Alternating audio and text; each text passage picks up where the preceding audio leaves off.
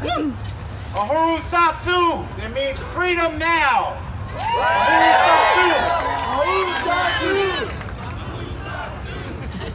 So today, for the All-African People's Revolutionary Party, when we come here in solidarity with our indigenous family of the Western Hemisphere, we're thinking today about Kwame Ture, because 18 years ago today, he left us in his physical form.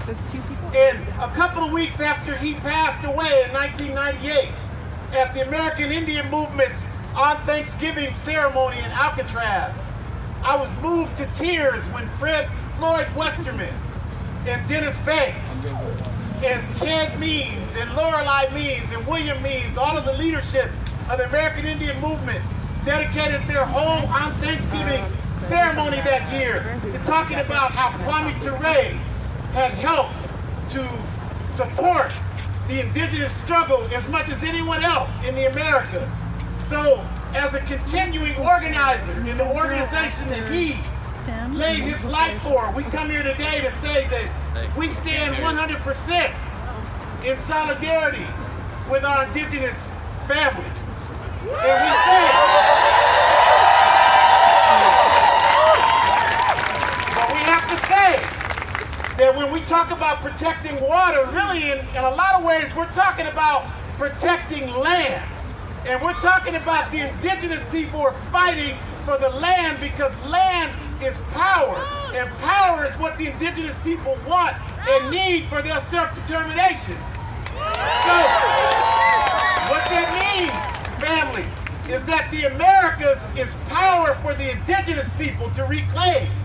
Just like Africa is power for African people to reclaim. Occupied Palestine is power for Palestinians to reclaim.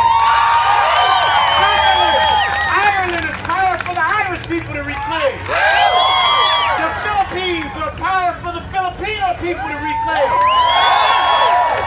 So if you're out here today saying you're in solidarity with the indigenous people, you can't call yourself an American. No applause on that. You can't call yourself an American. Because when you call yourself an American, you're siding with the people who have waged a 500+ year war against the indigenous people.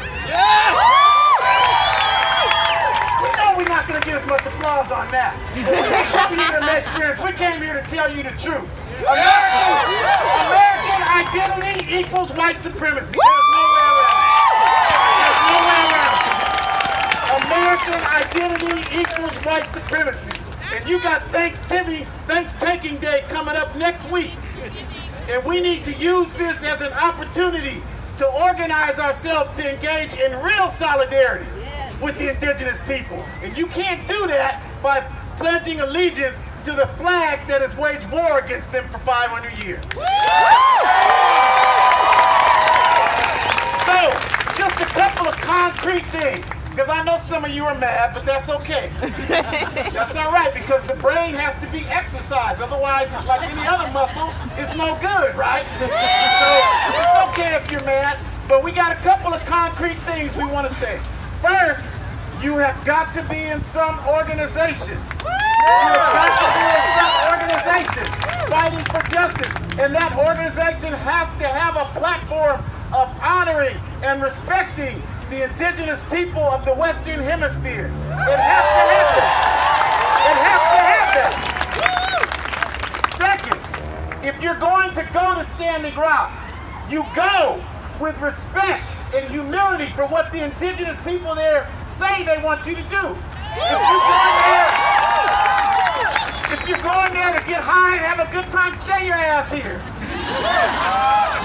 They don't need that. So, if you do those two things, these are things you can do today, family. And I'm talking to all the family out there, friends, all the police agents, undercover, all of y'all. These are things you can do today to help build real solidarity. We can't just come out here and have rallies and say solidarity, and then next week you sitting down eating turkey, celebrating the annihilation of the indigenous people. So we have to support that land is power, water is power, land is power. The Americas belong to the indigenous people of the Western Hemisphere. This is not your home. These are not your streets. You belong to an invader culture, but you can turn that around. You can stop that, and you can do that by saying, I'm not a part of the American dream. I'm here to tear America apart and give it back to the people.